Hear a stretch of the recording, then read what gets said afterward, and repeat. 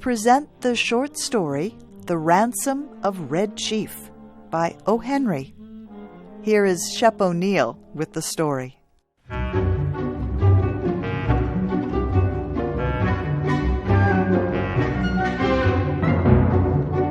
It looked like a good thing.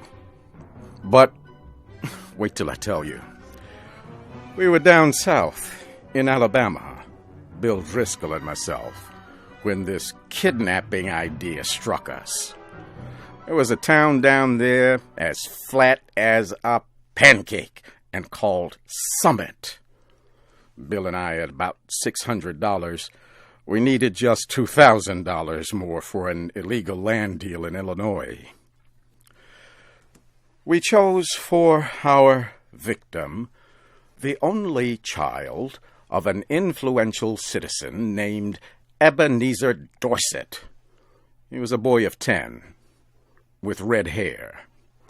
Bill and I thought that Ebenezer would pay a ransom of $2,000 to get his boy back, but wait till I tell you. About 2 miles from Summit was a little mountain covered with cedar trees. There was an opening on the back of the mountain. We stored our supplies in that cave. One night, we drove a horse and carriage past old Dorset's house. The boy was in the street throwing rocks at a cat on the opposite fence. "Hey, little boy," says Bill, "would you like to have a bag of candy and a nice ride?" The boy hits Bill directly in the eye with a piece of rock. That boy put up a fight like a wild animal, but at last we got him down in the bottom of the carriage and drove away. We took him up to the cave. The boy had 2 large bird feathers stuck in his hair. He points a stick at me and says, "Ha, paleface, do you dare to enter the camp of Red Chief, the terror of the plains?" "He's all right now," says Bill, rolling up his pants and examining wounds on his legs. "We're playing Indian. I'm old Hank, the trapper, Red Chief's captive. I'm going to be scalped at daybreak by Geronimo. That kid can kick hard." "Red Chief," says I to the boy, "would you like to go home?" "Oh, what for?" says he. "I don't have any fun at home. I hate to go to school. I like to camp out." "You won't take me back home again, will you?" "Not right away," says I. "We'll stay here in the cave for a while." "All right," says he. "That'll be fine. I never had such fun in all my life."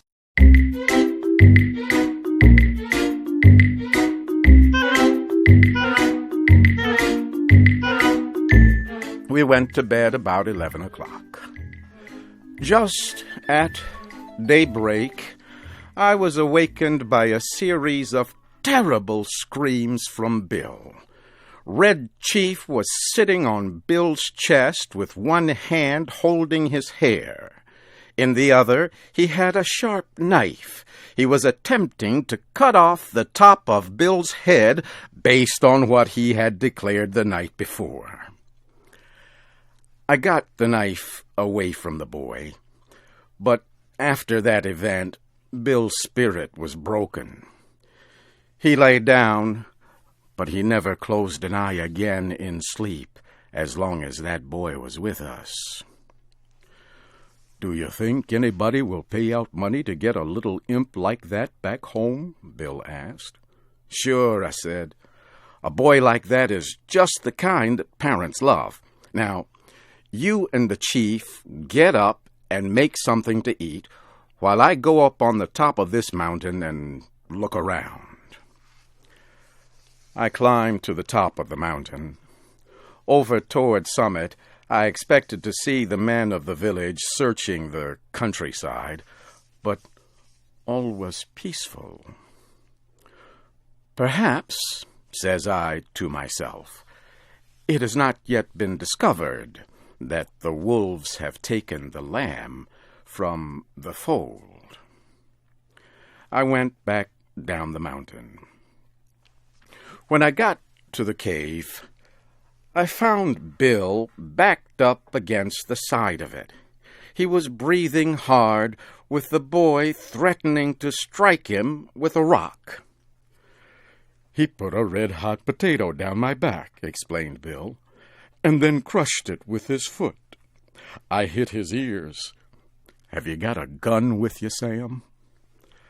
I took the rock away from the boy and ended the argument. "I'll fix you," says the boy to Bill. "No man ever yet struck the Red Chief but what he got paid for it. You better be careful." After eating, the boy takes a leather object with strings tied around it from his clothes and goes outside the cave, unwinding it. Then we heard a kind of shout.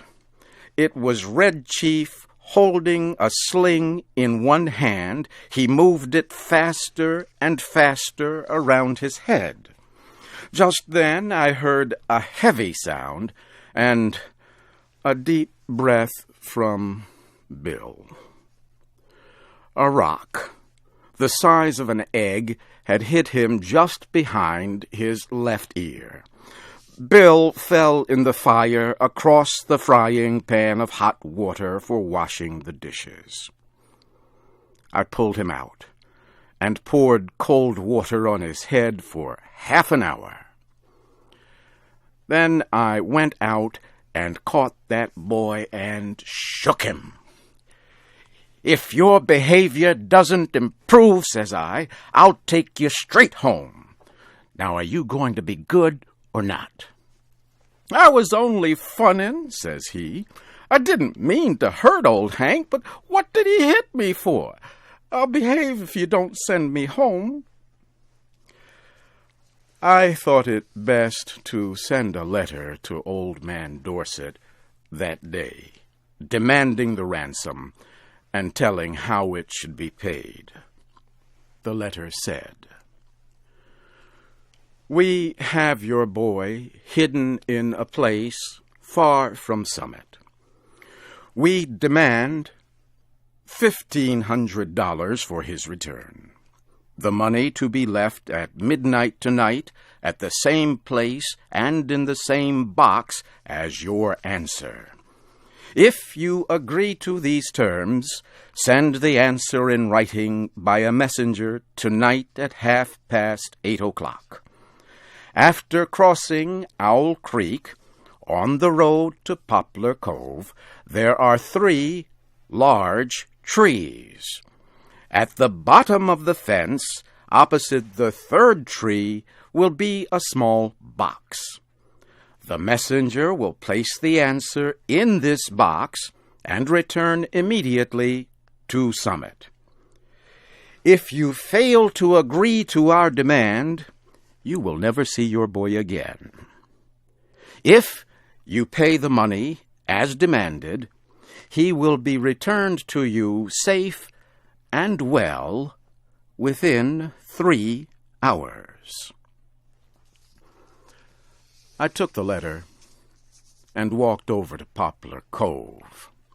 I then sat around the post office and store. An old man there says he hears Summit is all worried because of Ebenezer Dorset's boy having been lost or stolen. That was all I wanted to know. I mailed my letter and left. The postmaster said the mail carrier would come by in an hour to take the mail on to Summit.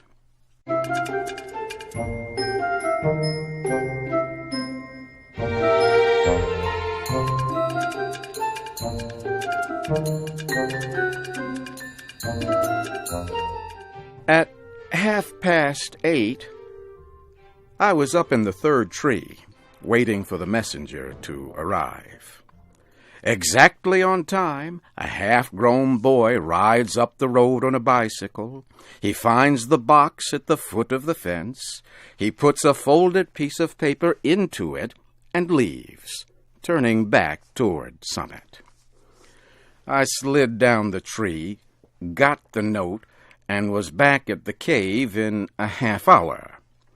I opened the note and read it to Bill.